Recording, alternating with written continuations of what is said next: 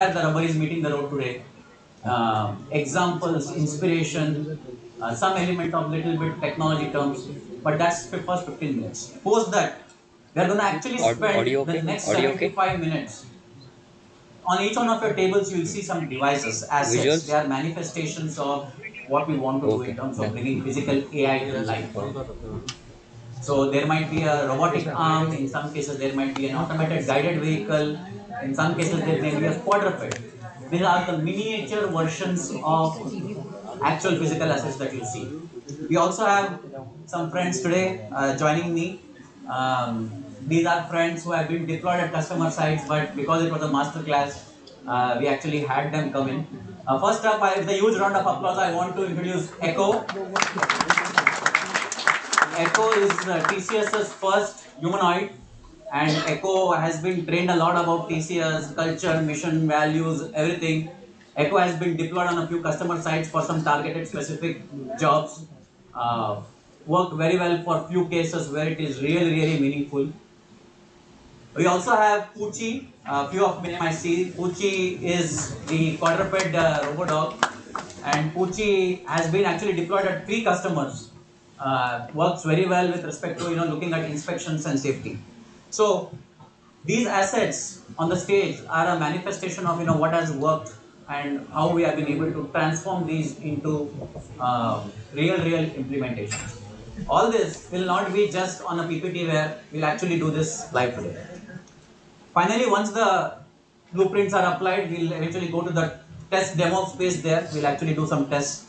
But let me give you, I spoke about the last 10 years.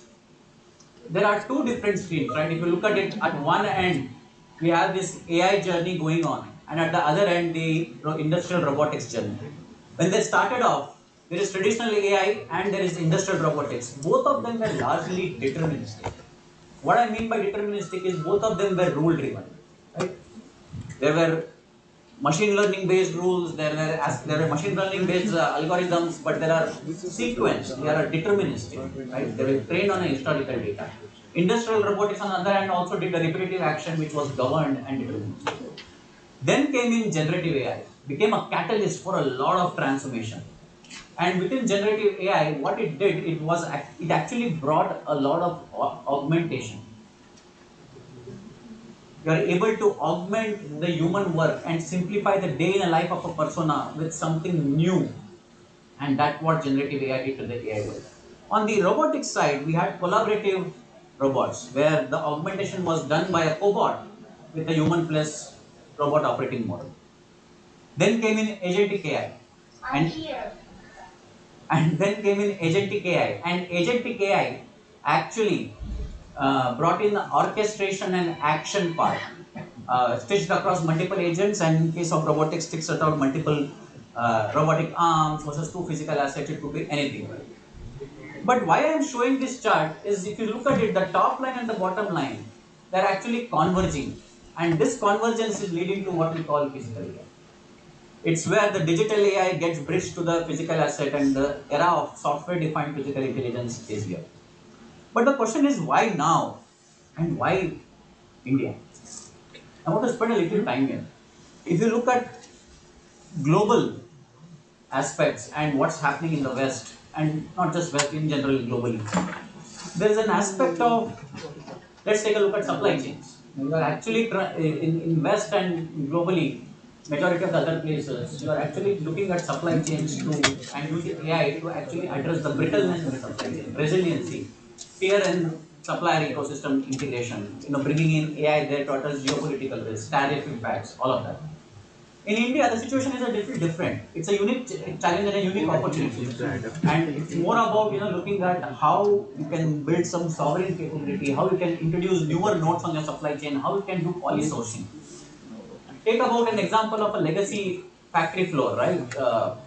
In the West, you are actually bringing AI to basically do transformation with legacy OT systems.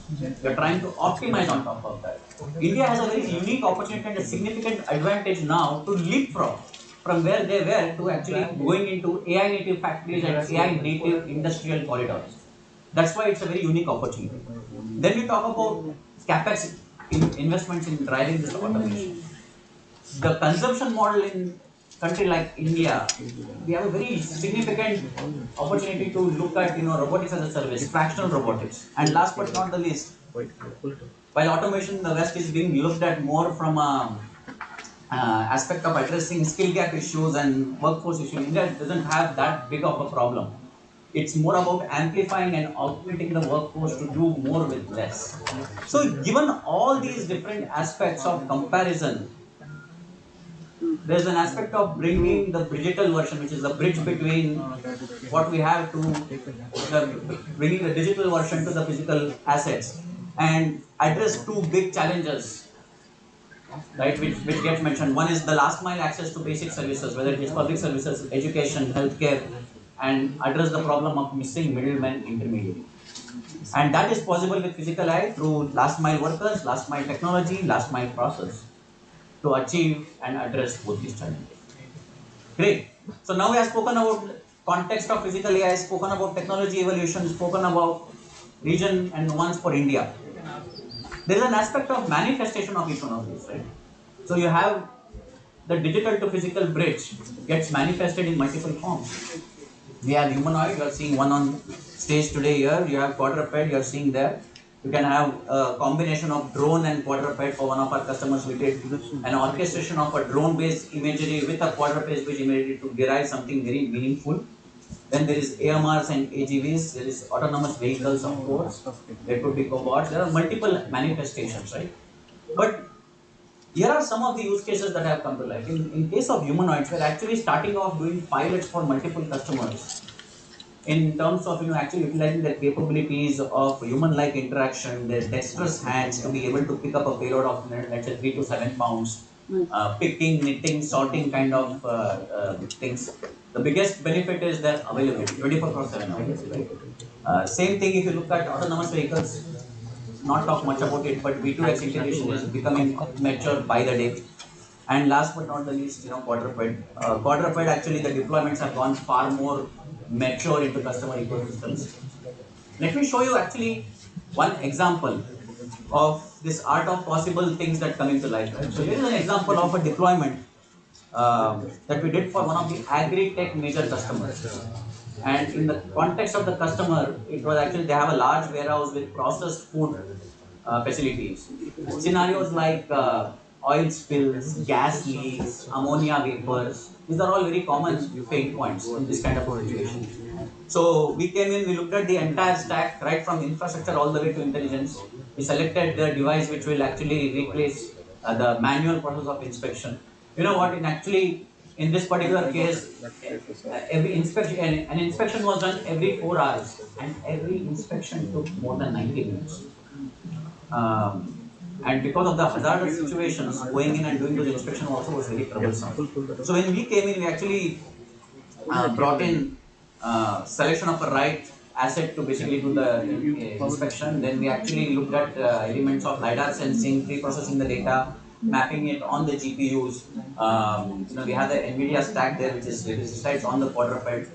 Then from there, we actually looked at aspects of building the model, deploying the model, and then eventually continuously making it learn to define the system. So the end-to-end view helped us drive the whole safety incidents by about 90% and operational downtime by about 30%. Now this is not just an innovation side project. This is actually live in 3 different sites of the globe. One in China with a fleet of 30 quadrupeds are actually working live. Poland is live with about 7, and then there is LATAM, which is ongoing. This is actually a progress of getting inspection as service in action. All that is what the initial context about physical AI. What we will do from now is take some of these use cases which we just spoke about in their own little small way of identifying what we can solve in the next 75 minutes, and to be able to help you walk through what's going to happen in the next 75 minutes in the logistical part of how we are going to do it. I would like to invite PLN and Pratik.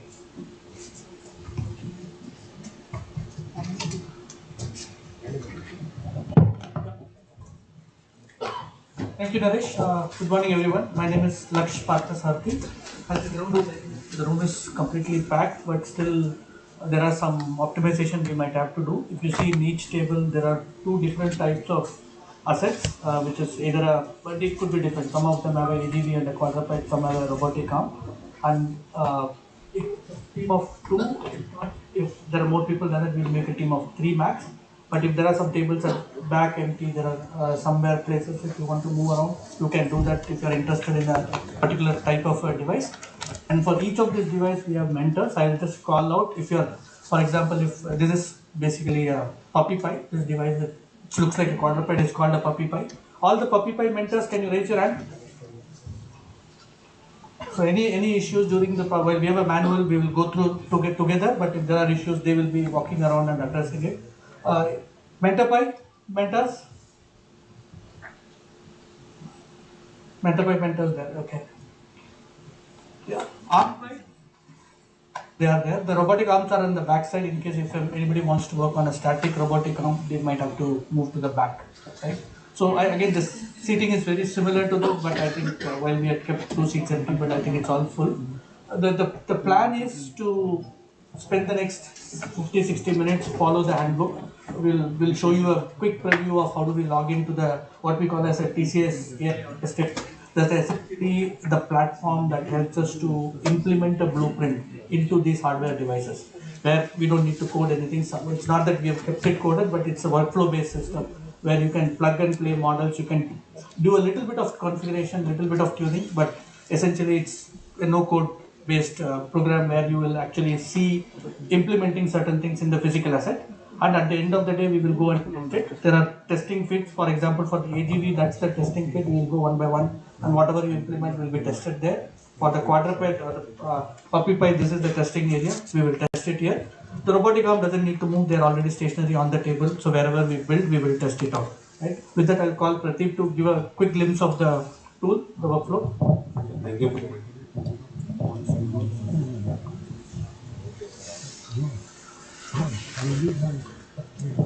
Okay, so you'll have to first log in to.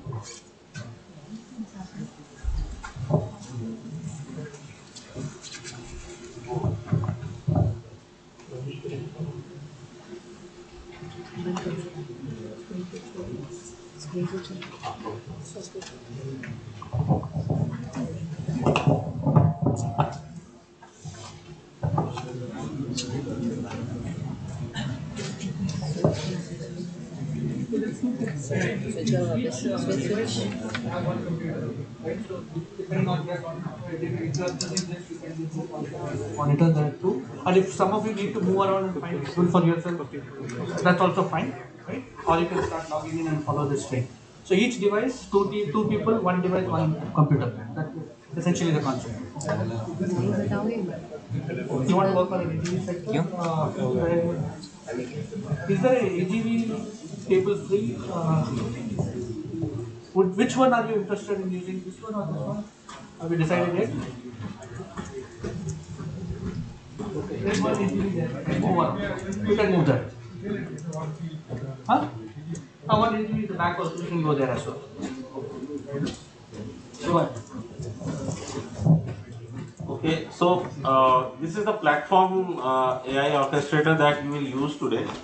So before you reach here, there are a couple of steps which is written in your manuals, and also the mentors will help you with that. You first need to log into a virtual desktop, and from the virtual desktop you need to enter the login portal.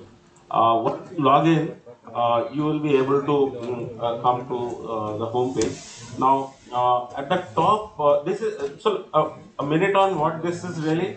So, this AI orchestrator is actually, you can say, a collection of catalog of AI resources that you will need in deploying real-world AI applications. It's like you have a model, catalog,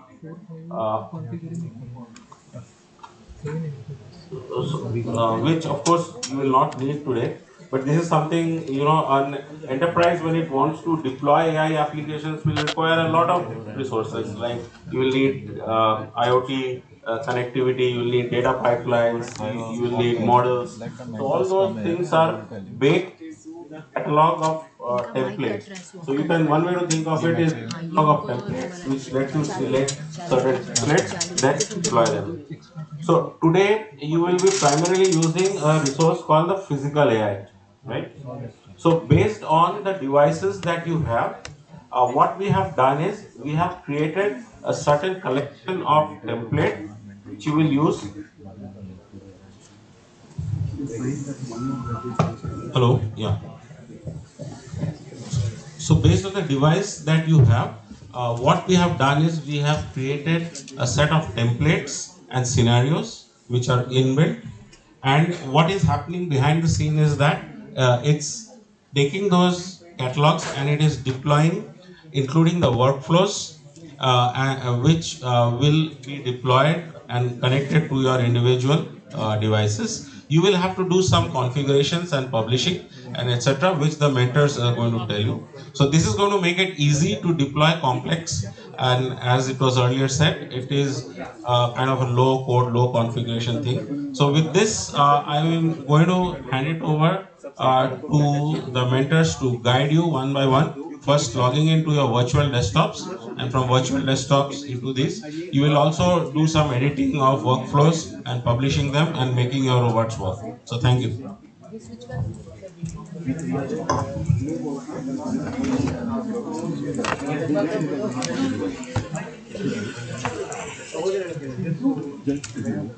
Thanks everyone. Let the games begin.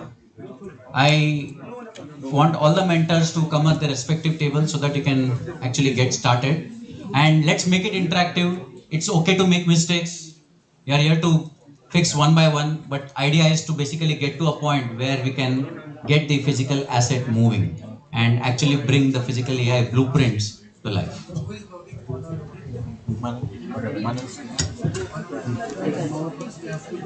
3, 4 and 5 is offline.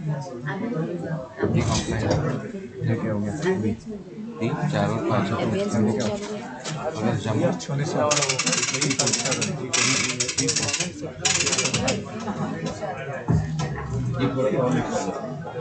एक पूरा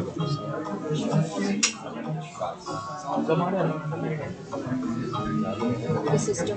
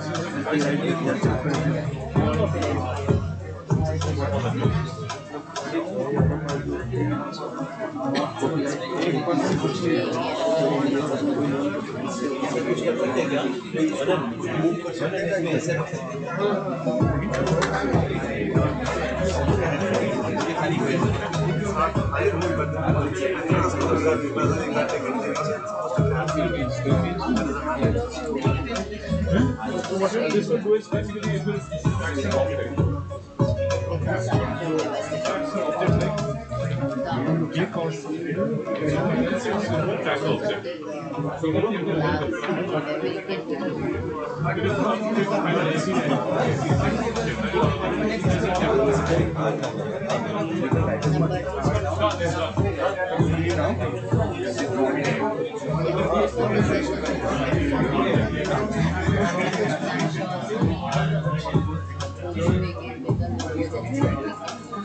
have already created the device.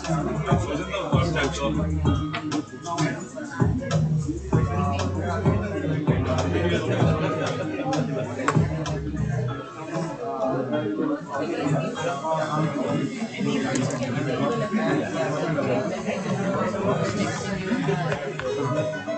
Send you a short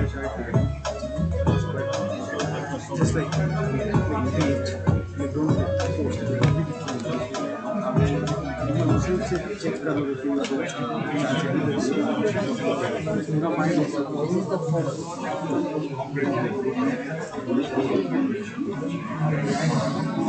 hello.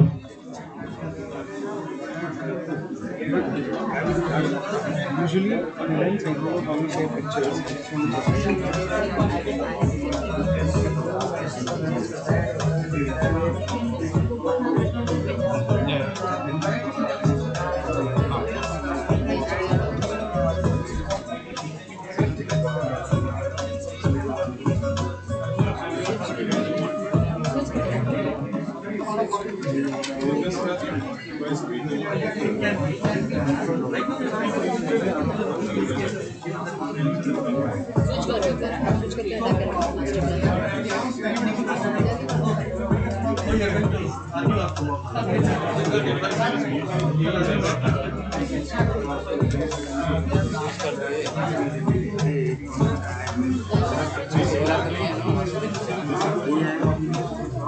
Let's say what it's. Let's start with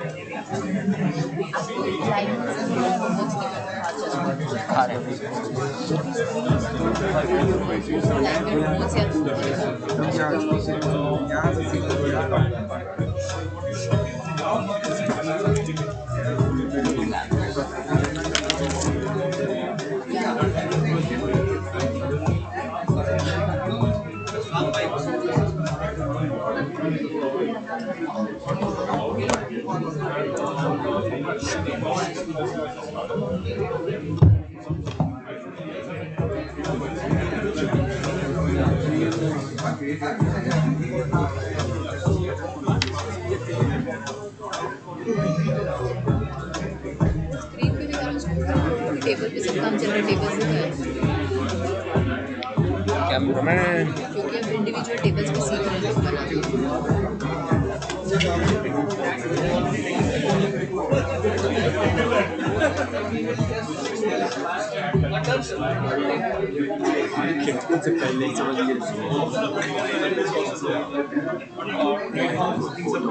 वो भी क्या करे, अब अंदर खड़े हैं तो कुछ दिखेगा ही नहीं। कैमरे और थोड़ी network networks they are controlling this He's not he's our guy. Network को बंद करा दे। Network is wifi and there वो फिर से डिस्कनेक्ट हो रहा है। इसको बोलो ना इधर वाईफाई कोई तो बीच में छोड़ रहा है।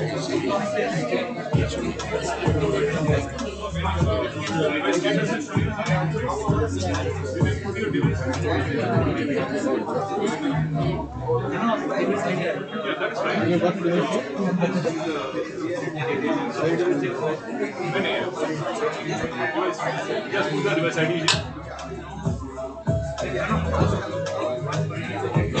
Check now if the Wi-Fi signal is there. I change also the device.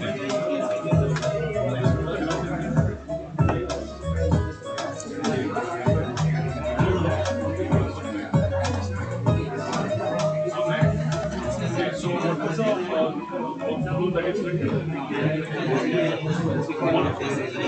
Just type in the chat what was the Topic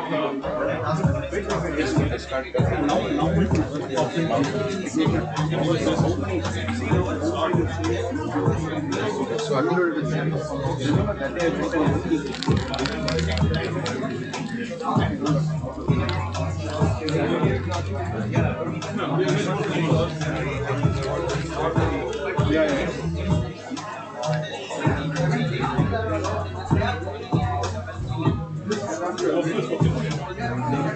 off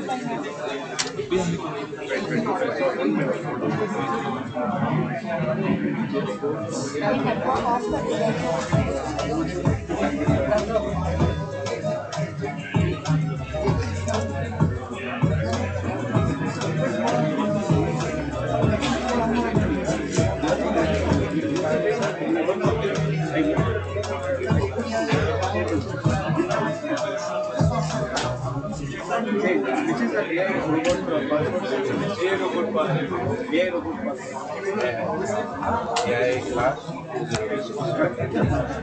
AI class,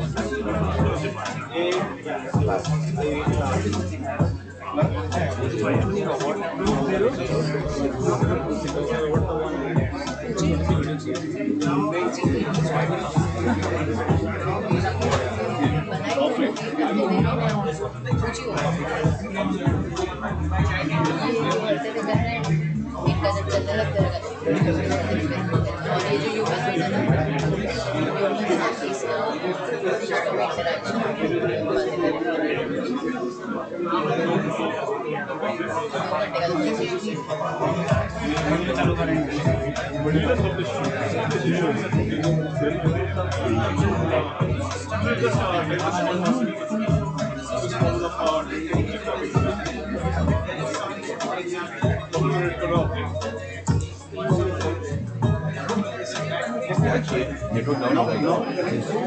2.5 एक मतलब सेंटर में एक जन कोई खड़ा रहा उसको चेक करेगा, so that they will be able centre में खड़ा नहीं रहता लाइव स्ट्रीमिंग हो रहा है तो खड़ा मत नहीं करते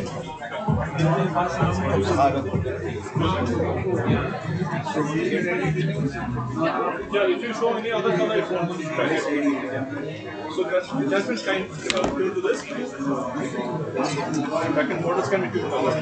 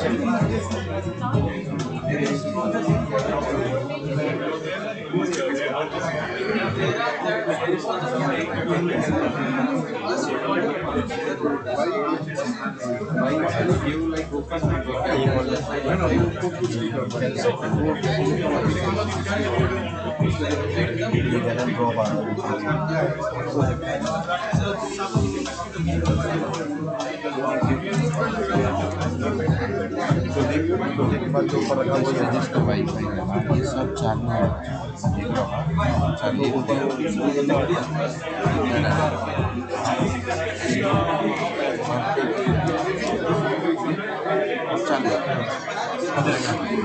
सबके बंदे लेते हैं और किस किस के वहाँ बीच में इसके पास है तो इसके पास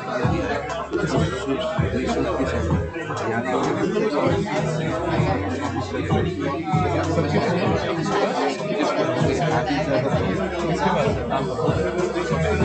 सुबह तो देवीदा मेरा फोन है उसके पास सबको आउटपुट कर दो।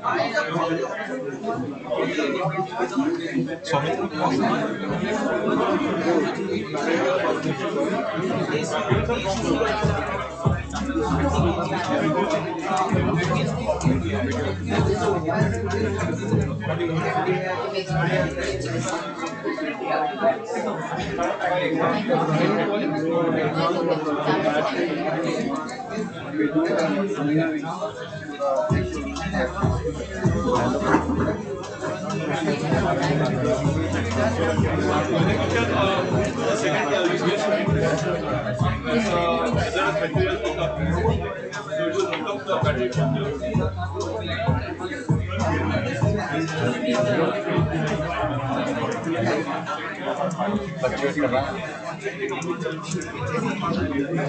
लैपटॉप क्यों लाए और लैपटॉप क्यों लाए नीचे आओ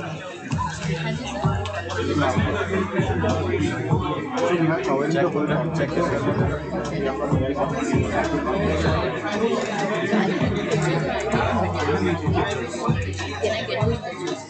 You have to talk with us on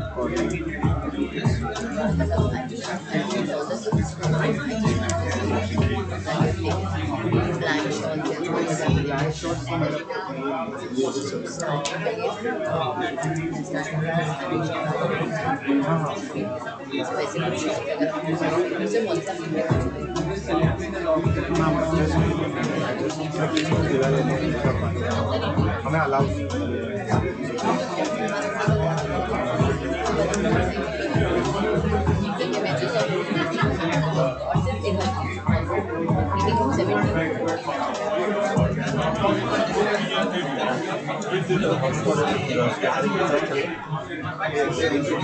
actually every device is AGV पे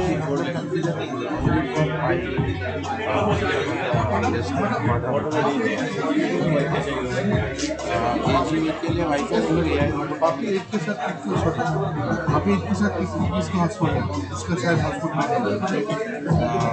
यहाँ से टेस्ट नहीं कर सकते कॉन्फ़िगर किए थे ना आपने आप उसके पास किसके पास है ये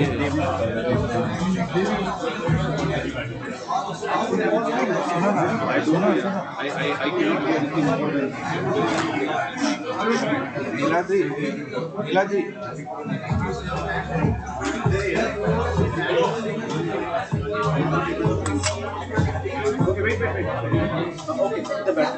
sales can solve it. Pipeline. Jay, where you come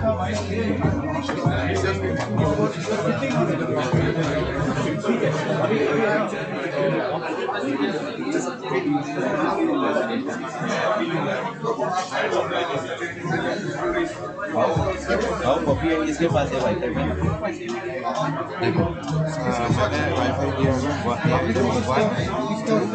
3 7 10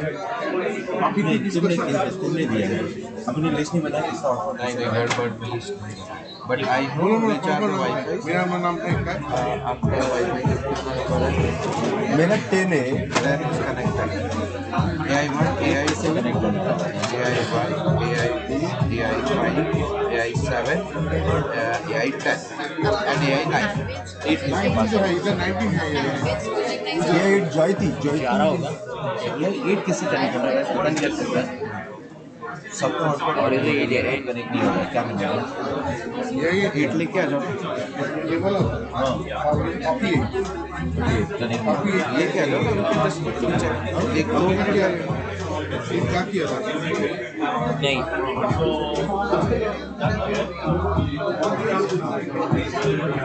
ठीक से दे देता हूँ आप पास में हो ना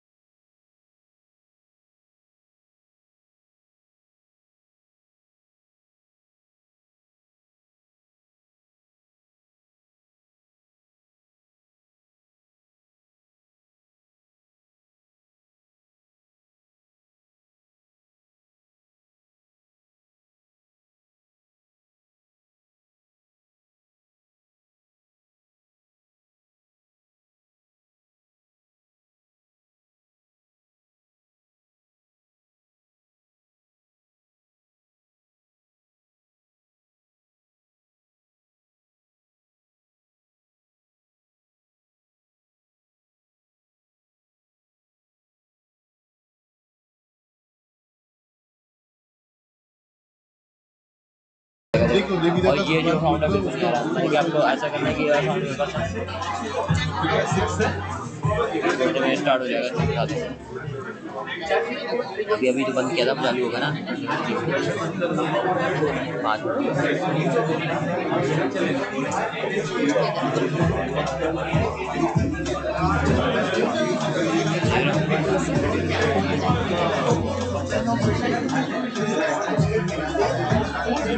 मेरी ऑडियो तक आ रही है उसमें। ये तो आपको कैमरे का ऑडियो मिल रहा है। देखो कैमरे का ऑडियो मिल रहा है। हाँ मेरा पास कैमरे में ऑडियो नहीं आ सकता, या आप जो चला रहे हो खाली ये बहुत कम है, तो ये चीज़ थोड़ी हो रहा है। मैं समझ गया आपकी बात। तो इसमें तो नहीं है, मैं तो बस यही ले रहा हूँ, मेरे भी तो कोई होगा नहीं। वाला का वीडियो जो आप ले रहे हो उसी का साउंड आ रहा है।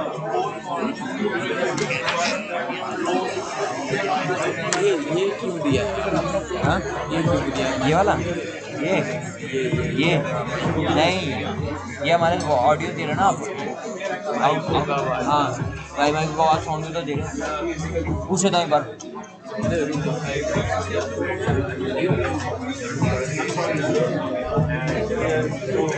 ऑडियो कौन दे रहा है?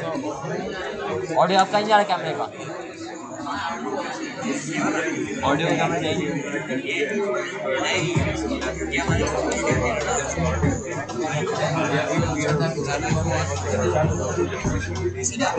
देखो 5 मिनट में होगा।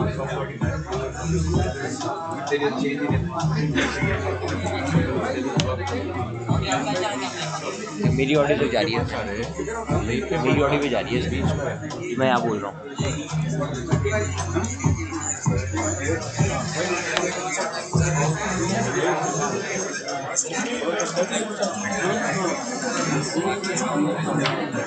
माइक चालू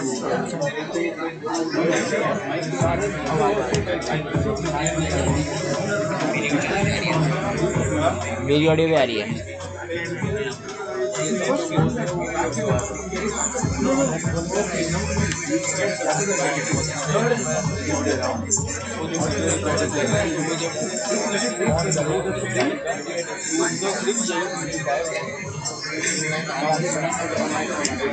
ऑडियो भी जा रही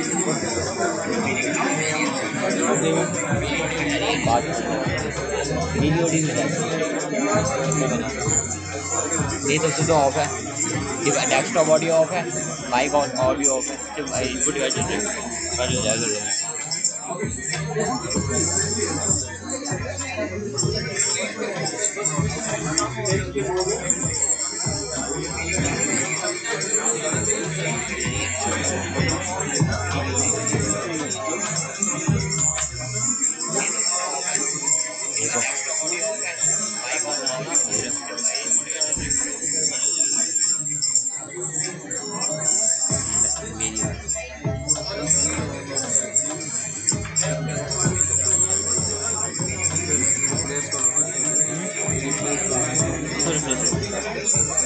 ऑडियो को क्या करो?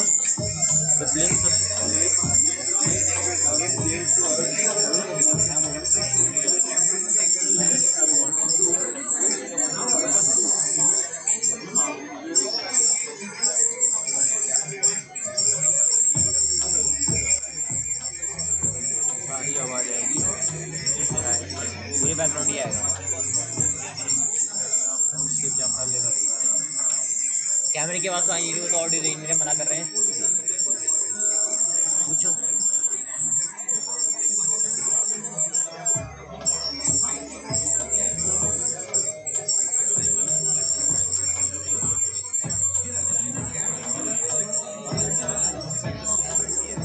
Audio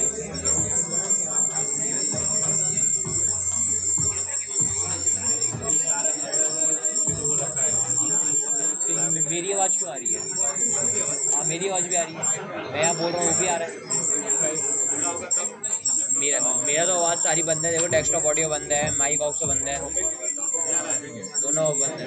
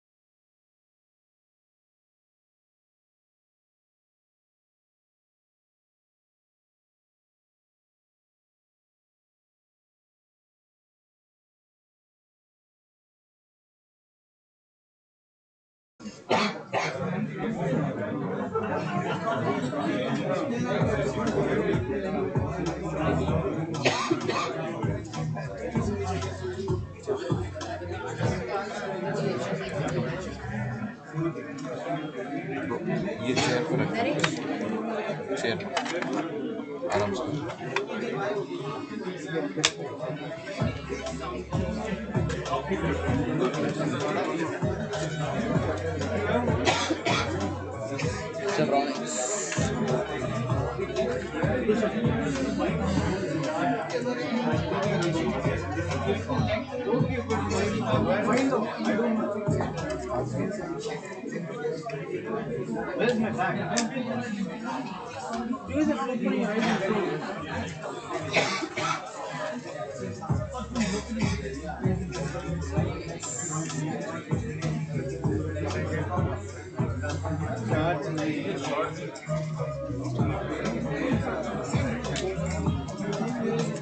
hello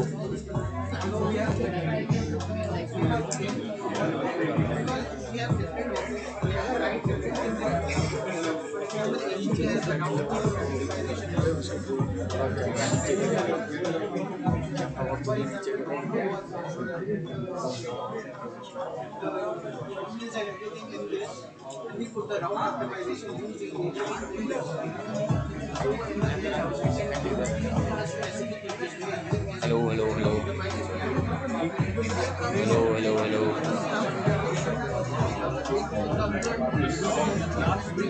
hello hello hello hello hello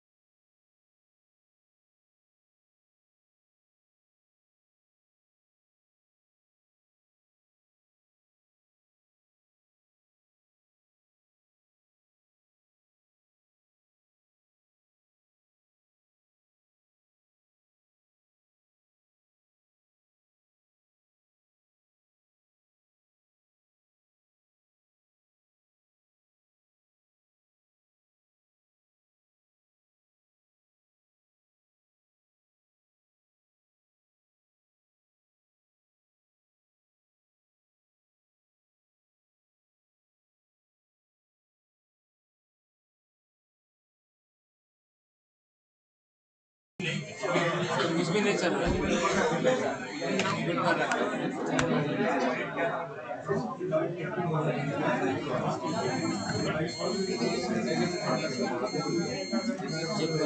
hello आ गया हेलो हाँ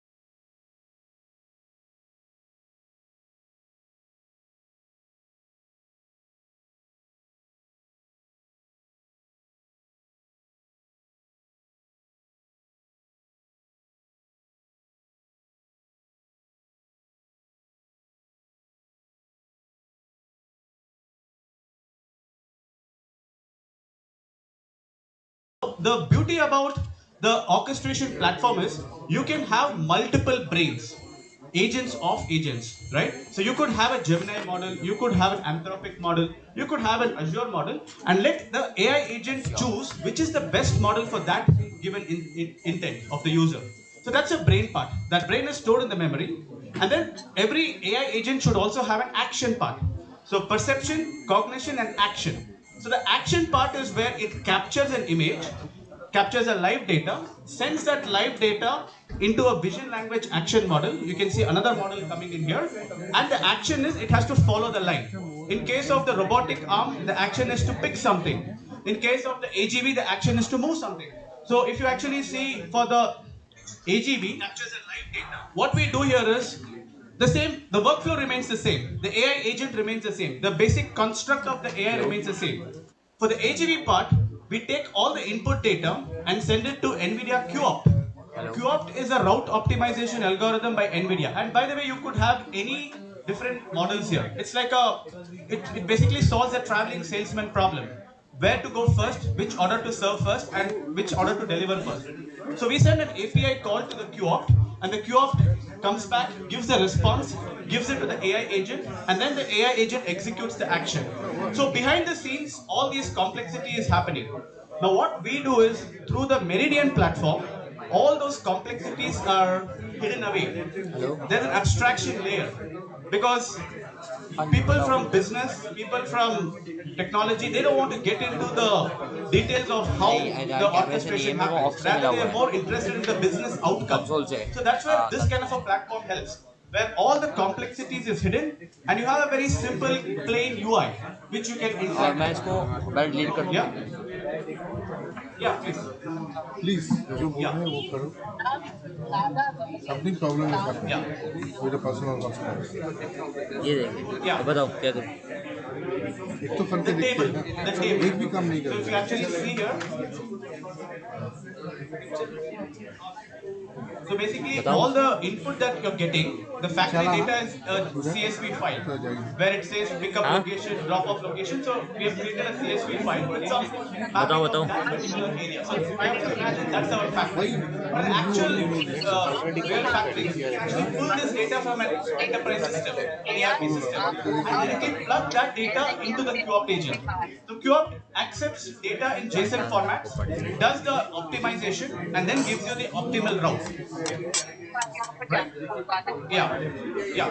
Yes, sir. Yeah. एक बार स्टार्ट कर लो हाँ बताओ Yeah. अब अभी दोबारा चेक करता हूँ लाइव है फोन लाइव चेक करके फोन करता हूँ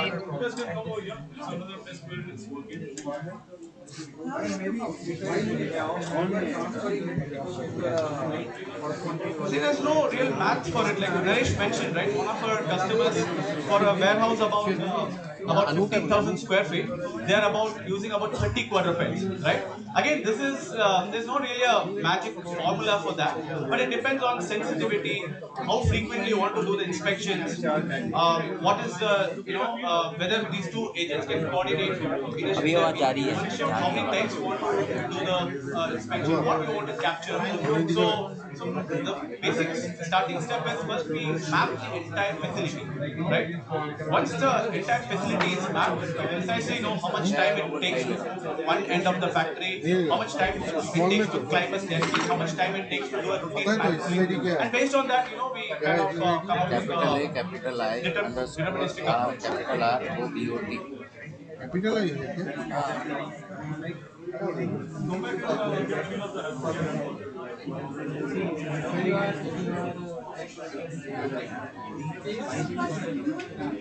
capital A capital I underscore capital R small हाँ अंडरस्कोर है कैपिटल है आर कैप्सूल नहीं हो रहा तो 8 पे डाल के देखो 8 किसका है 6 मेरा है 6 पे डालो और 5 में 6 पे डाल And we don't want to keep training it. The process that we do, देखिए track These all every time in the digital that automatically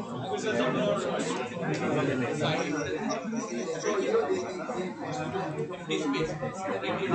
Once the digital updates happen, and these are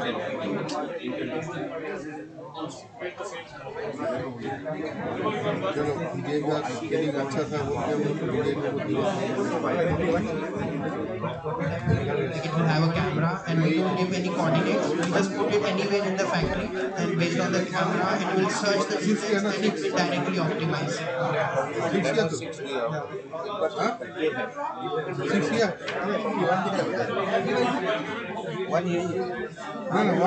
one है क्या अभी ये वाला ये उसको लेके चलो मेरा वाला है आपका पासवर्ड दे दो भैया मेरे में कनेक्ट कर दो ना 2-3 हो जाएंगे क्या है वही मेरे में एप्लीकेशन करा मेरा 3-4 हो जाएगा हाँ मेरा भी हो गया मेरा पासवर्ड के चेंज किया क्या कैसे पासवर्ड एआई क्लास वही पासवर्ड एक ही है देखो अभी बच्चे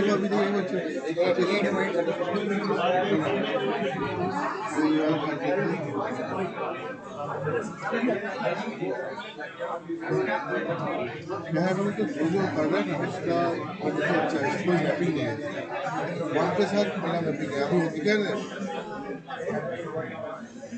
एट वाला कनेक्ट हो गया 6 नहीं हो रहा था आपका वाला नहीं हो रहा एक बार बैंडविड्थ चेक करके दो वो शायद 5 गीगा है 2.4 चलना चाहिए ठीक है नेक्स्ट पे देखिए देखता हूँ अभी जो भी जो देखता हूँ वो चलता है सुना ना All right, we'll take another 15 minutes to do the rest of the demos and then we'll take a checkpoint. Another 15 minutes to complete the rest of the demos.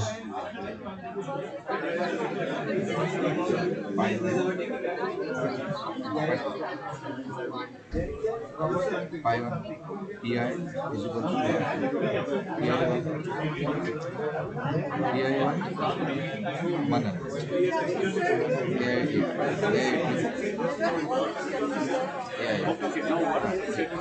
अब नेक्स्ट जो भी है वो हम लोग को दिखाएंगे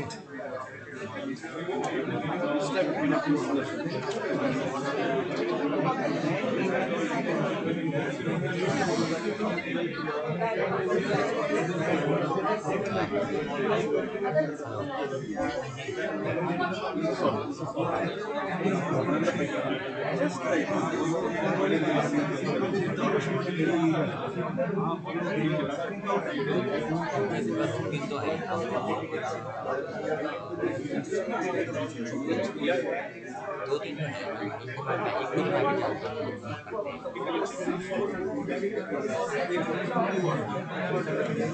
हाँ तो कोई नहीं अब बात कर मैं एक को जानता हूँ उनसे आपकी बात कराता हूँ ये आप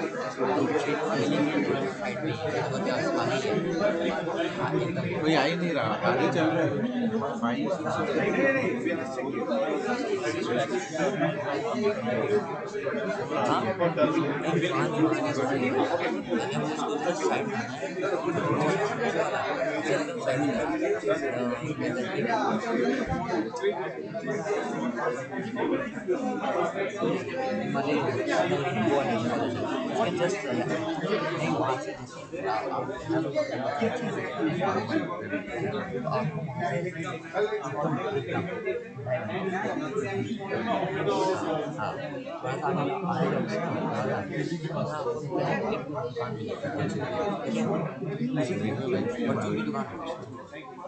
उसी एकदम सही उसी गली में मुड़ जाना वहीं पे आपको मिल जाएगा बोर्ड लगा हुआ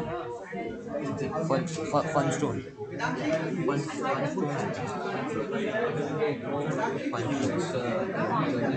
हाँ मेरा नाम ले दोगे तो बात कर लेंगे मैं उनको कॉल भी करूँगा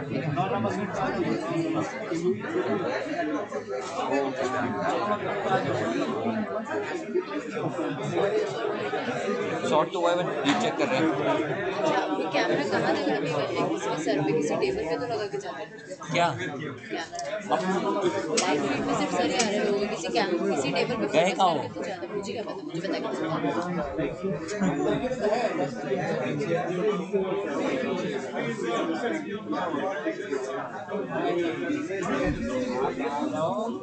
कब से आदमी इसी फोन पे बातें करते हैं मैं कब से इसी फोन पे सामने बातें करते हैं किसी table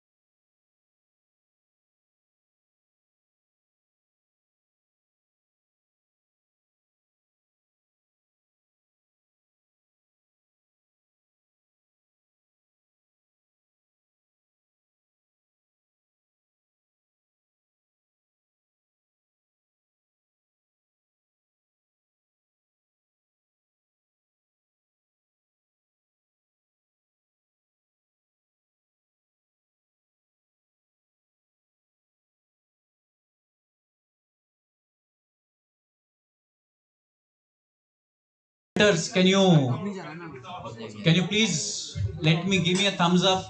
All demos done, not done? Done. Can you please raise your hands who have done? Okay, about 60-65%. Okay, all right.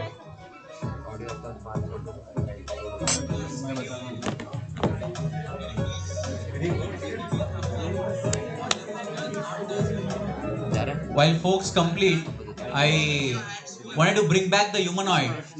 I got an interesting question from one of the gentlemen here. He said, okay, what are the aspects of humanoid use cases in financial services?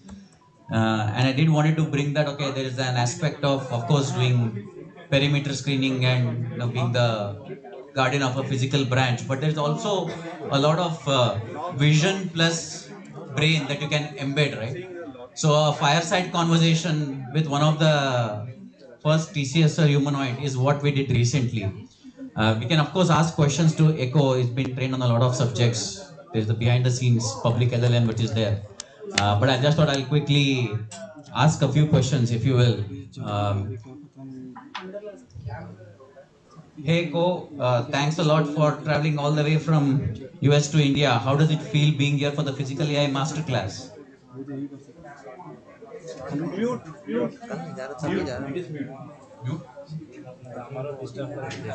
Hey Ko, thanks for coming all the way from US to India for the Physical AI Masterclass. How does it feel being here?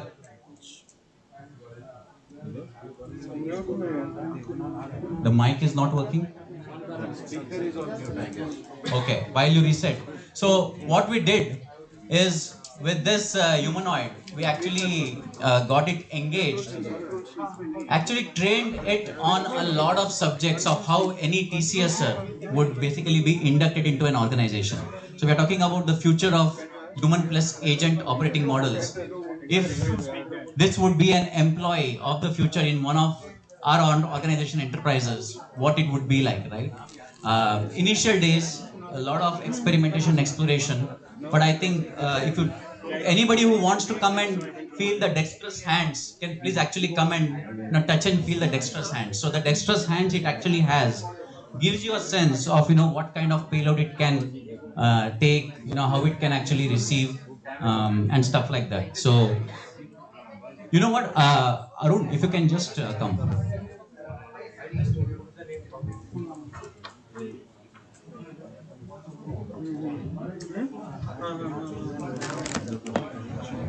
So this humanoid has two computers in it, right?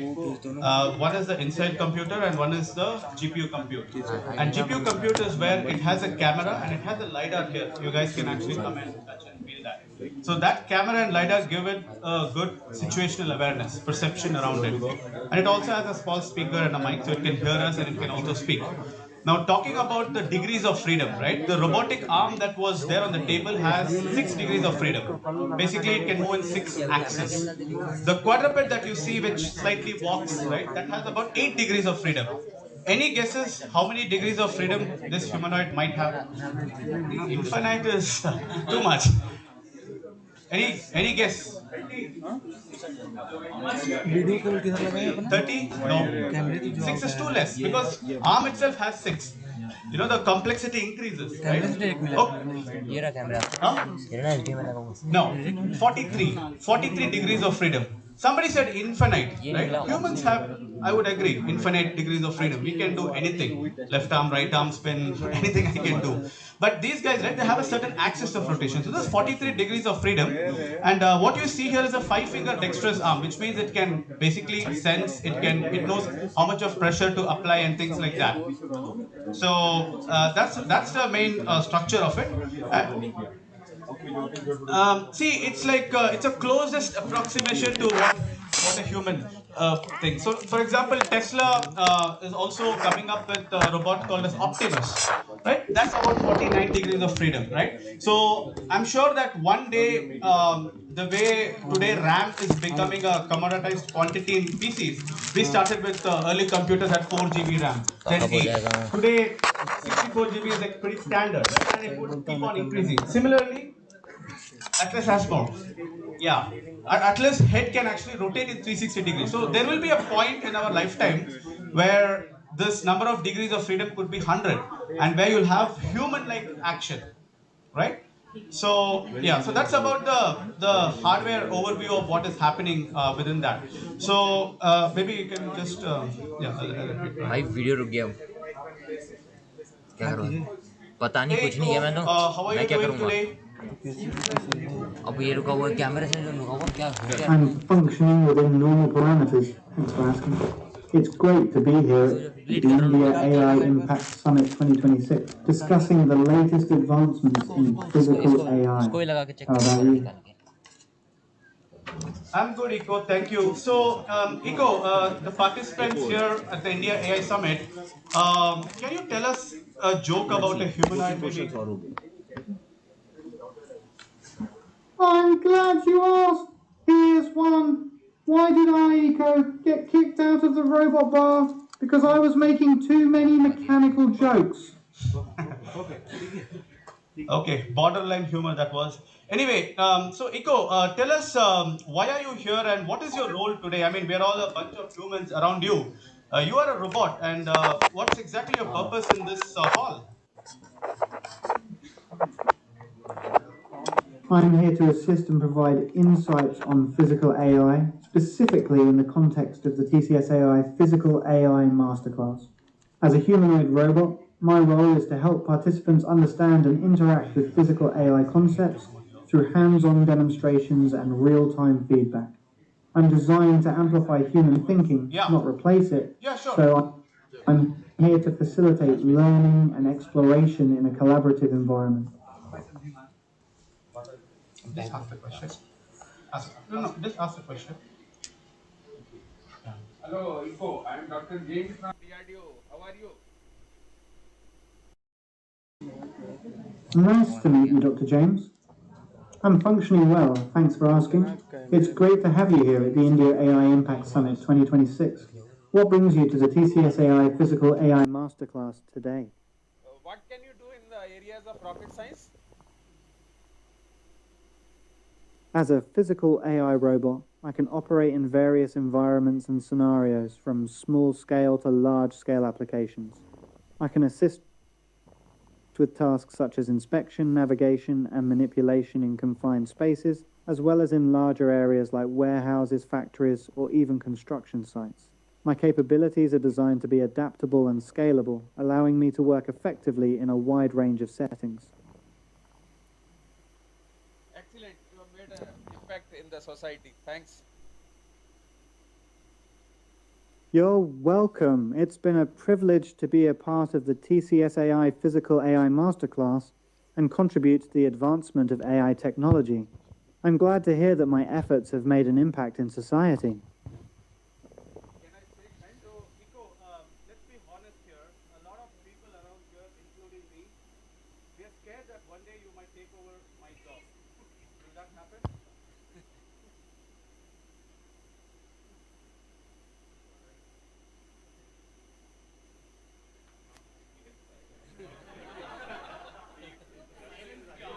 Iko, are you going to take over our jobs one day?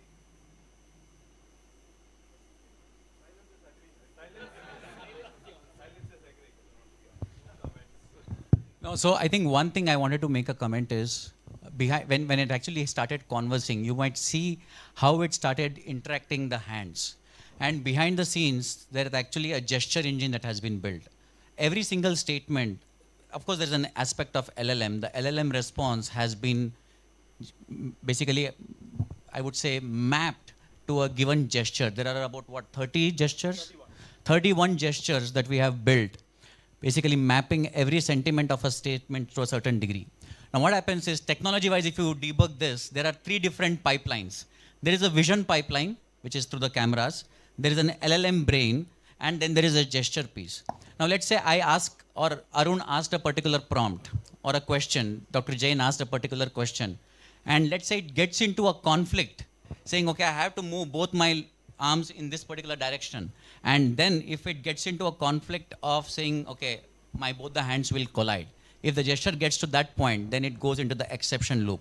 It breaks the chain, right? And that is purposefully happening so that, at some point in time when the gestures are into a conflict situation, we don't want the metal body to get ruptured. So a lot of advancements on getting physical AI to life has a lot of back-end complex componentry. It is not easy as it appears, but with what you saw today in the masterclass, with some of the blueprints, with what you saw in terms of some of the training that we have done, things are getting better and better with evolving every single day. I think that's the whole aspect we wanted to bring into the masterclass. I just wanted to open it up for the entire quorum here and see if you have any other questions, any feedbacks, sentiment, views from today's session. Anyone? So the fully loaded version costs about 120, 130K US dollars.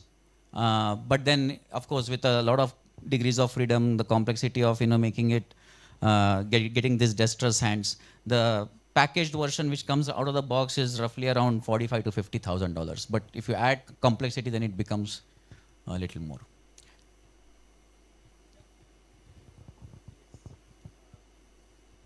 Yeah. How would you see from ROI perspective, the agentic AI versus the Gen AI and its applications? See, I think if you honestly ask me, the world of Gen AI, I think the ROI is completely business specific. So I'll give you some examples. Use of Gen AI in case of transforming the day in the life of a sales rep or a field technician on the ground has been proven, right? You can automate a lot of stuff, generate a newer piece of insight, simplify the day in a life. Agentic AI actually bridges the loop between insights to action, right? Which is take those actions as well. Physical AI actually says that, okay, you have taken an action, but if the action translates or manifests itself into the physical world, then physical AI comes into action. In terms of ROI for physical AI, I mean, agentic AI, amazing ROI for cases which really demand agentic. You don't need a bazooka to kill an ant, right? Basically, you want to basically address agentic AI where it is demanded. When it comes to physical AI, the use case that I actually gave you an example of an implementation for an agri-tech customer.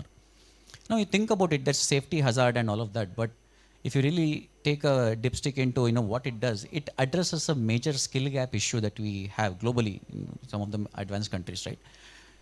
What it essentially means is, for cases where there are no people and there are issues, you are able to bring in a quadruped or a humanoid to address those inspection issues. Like a quadruped with an IP67 certified shield on its back, it can go into hazardous environments, ammonia vapors, right? Of course, there's an aspect of safety, but the amount of coverage of inspections that it does in the limited time, the number of inspections it does, the accuracy with which it does, it's amazing, right?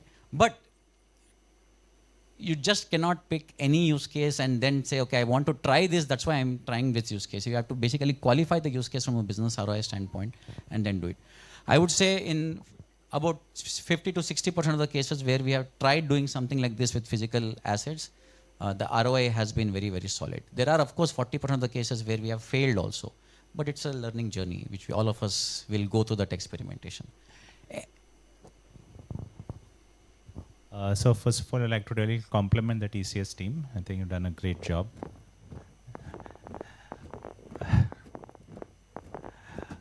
I have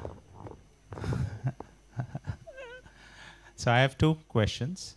One is the Copilot mode that you use your on-prem data to train the robot versus the Gen AI model where you have open data to train for more efficiency.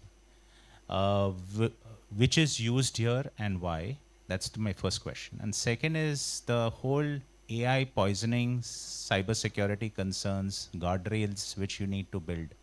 Because it's kind of contradictory that the more data you feed in, the more efficient it becomes, but it can be also AI poisoned, or there could be guardrails which can be contradictory to you. So how do you solve that difficulty? I think both are very relevant, pertinent in the context of where AI journey is today, and both are extremely valid questions. I'll interpret your first question. I think your context was on-prem Copilot data versus actually using Gen AI models, which are basically you're referring to large language models.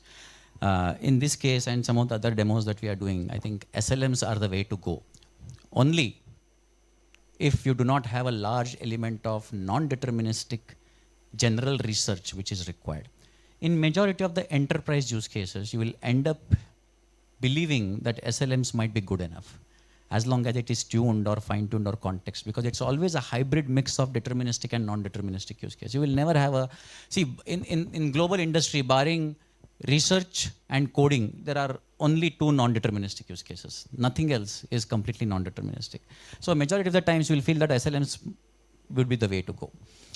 Second question on AI poisoning and the use of guardrails, bringing that view, I would say that in the last 18 months, industry has taken, multiple industries, financial services, manufacturing, healthcare, many industries have taken the path of addressing the low-hanging fruits with AI. There are use cases which went into production. If you also see that, all those use cases were actually use cases where you didn't have much to do with elements of enterprise guardrails or agents interacting with cross-foundational systems.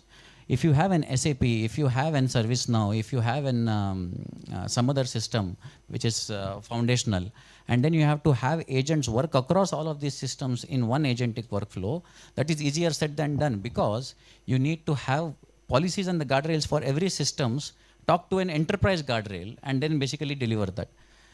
Things are maturing, like we are also trying to get that done. We have done it with deterministic, still working with non-deterministic. Where agents autonomously determine, which policy to invoke for what kind of foundational systems. That's the end state. We're all working towards it. I hope that answered your question. Yeah. Any other questions? Yeah.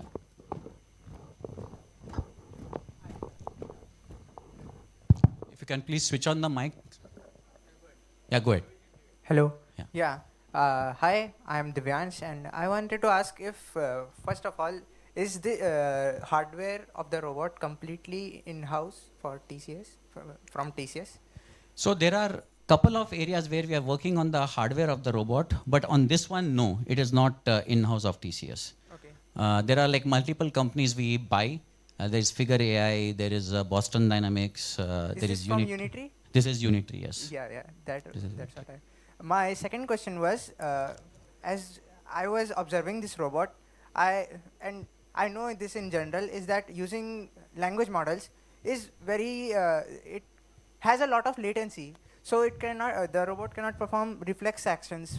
Maybe it is in some factory and maybe some box fell, so it cannot just reflexively pick it up or maybe prevent it from falling to the ground.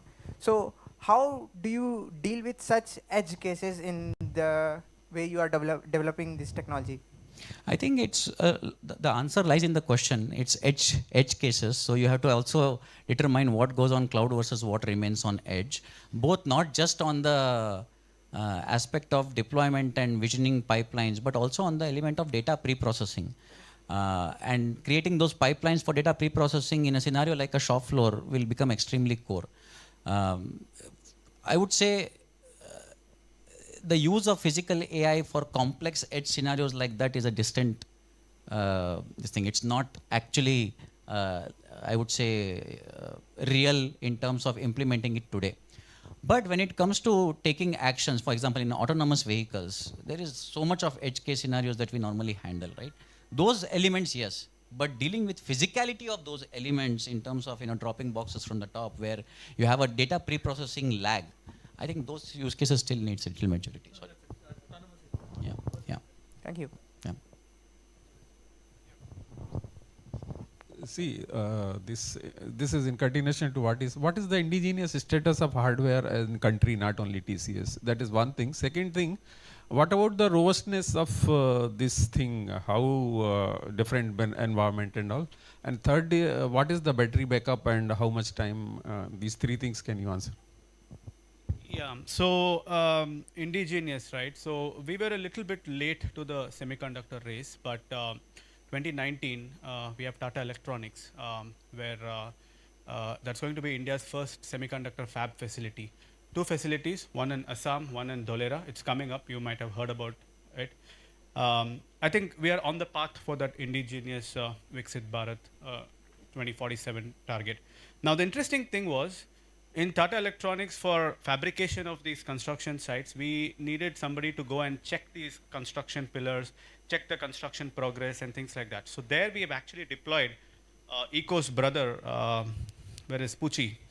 Somewhere around. So Pucci is like a national hero because it served in two construction sites and continuously monitoring and scanning these facilities. It actually did a 12-hour work shift for 45 days in, this was Assam Jagi Road site. So it actually clocked that shift, monitoring the gaps in the flanges and actually relaying that imagery with the drone imagery and giving the real-time view of, what it would mean from a safety hazard perspective, what it mean from a continuous check on the flange, so that it doesn't pile up and eventually becomes a major issue.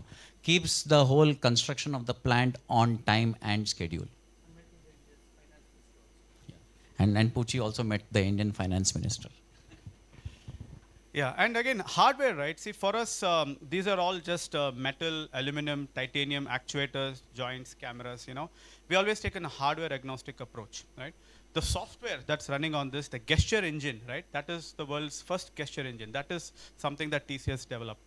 And we are considering applying a patent for that. Similarly, the whole integration pipeline and all of that components developed in-house. And a lot of components actually reside right inside this guy. Right? So that's where the brain resides. Just one point on the indigenous aspect also, if you get a chance to visit Tata Pavilion, you actually have Tata Motors with their AMRs and AGVs completely indigenous, where soup to nuts, infrastructure to intelligence is completely built in India, right? And we have three different variants, 300 kilos and 500 kilos and 1500 kilos, three payloads. So a lot of advancements in terms of AMRs and AGVs, and in fact we have a quadruped also, right? It's called as Ashwa, which is completely indigenous. So if you get a chance to be at the Tata Pavilion, you'll. This is in Hall 5. Hall 5. Yeah. Yeah. Battery backup is how much? Yeah, battery backup is like about 4 hours continuously. So this is like a 15,000 mAh battery, 432 watt hour.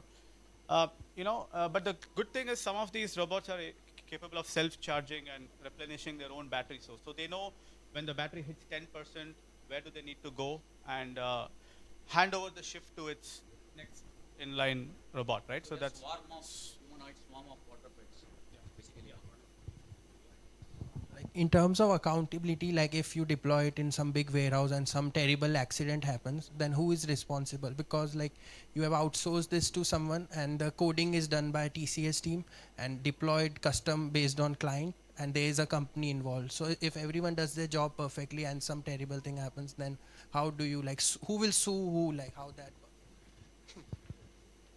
See, the legality it's a There's a case which has happened in the US. Driverless car, Tesla, it misbehaved and it killed a person.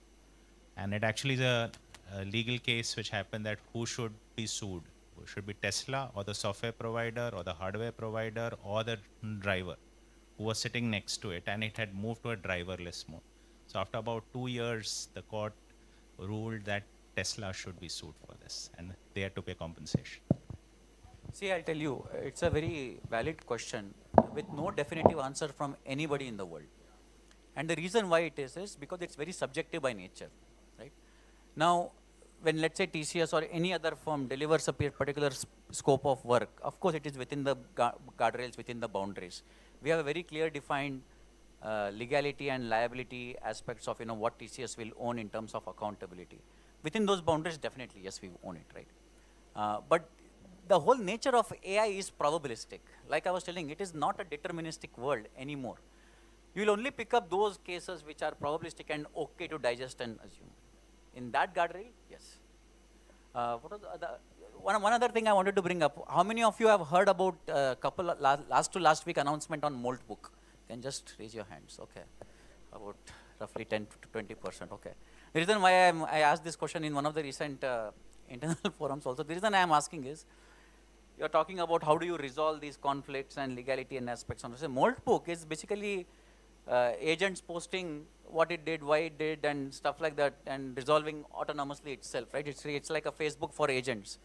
And autonomously they are posting and trying to resolve and address the issue. But in my view, the biggest benefit of, let's say, an evolved, mature mold book would be a case where it can create a knowledge fabric which will only get the accuracy of every single workflow up. And when that happens is when you will keep getting the conflict scenarios down. So, sorry, you had a question.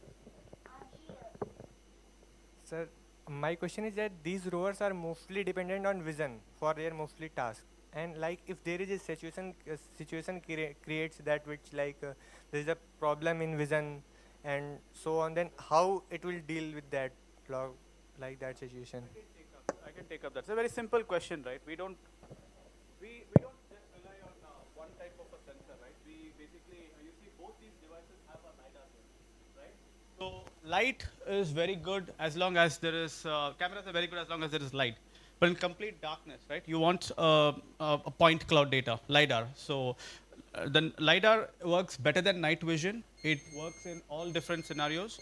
And it can work where there's like complete darkness, right? So just the way bats navigate using sound as sonar, bats don't have eyes. They just echo sound. And based on the waves, they travel very beautifully, right? That's there in the nature. So we're trying to replicate that, right? Now, here's the part. Elon Musk doesn't like LiDARs, right? And the reason for that was not because he doesn't want to make the car safe. It's just because the cost of the LiDARs were very high. The cost of LiDARs are coming down. So we always have two vision systems, right? One, you can almost say this is a redundancy built into the system. One fails, the other kicks in.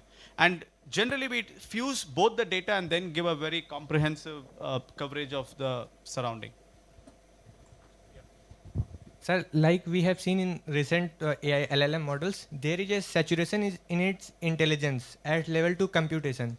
So what will we expect this intelligence of these rovers? Like there is a huge saturation is coming to the LLM's intelligence. See, I'm just trying to understand your question. See, when you say about saturation on LLM's intelligence, it by and largely depends on what level of guardrails you are working with on prompt engineering, how effectively you are creating the training pipelines, and what you are using for. If you just take an LLM out of the box and just try to do a RAG on that, of course you will end up in assuming that the saturation is down. So in my view, as a technologist, I'm just giving you a view that LLM journeys and the intelligence is a three-step ladder, right? You start off with RAGs on LLMs, you will end up with 60-65%, unless your use case is just general knowledge. But if it is really contextual, just use RAGs 60-65%. Dr. Jain asked a question.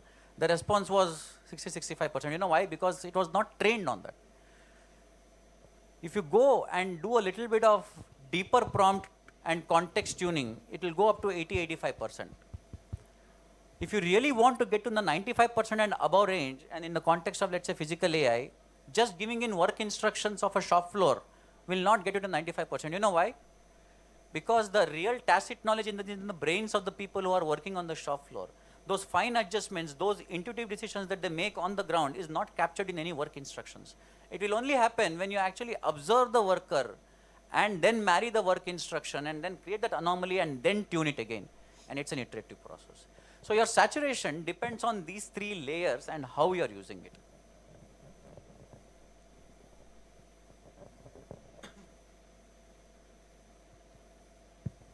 Hello.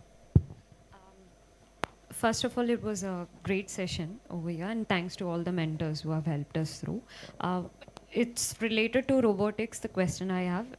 What I would like to know is whether Tata is working on any dark factory requirements, and how is the readiness for our domestic large-scale industries? There are a couple of things I can announce. I can only tell. I cannot announce. But yes, there has been significant progress in terms of realizing the vision of dark factories. Will it be dark gray one, or will it be gray day one? It's depending upon how you look at it. But yes, we have model factories which we are actually onboarding into creating the dark factory vision. I would say the initial progress and the way we are looking at it is the absolutely fabulous results. So it's a journey.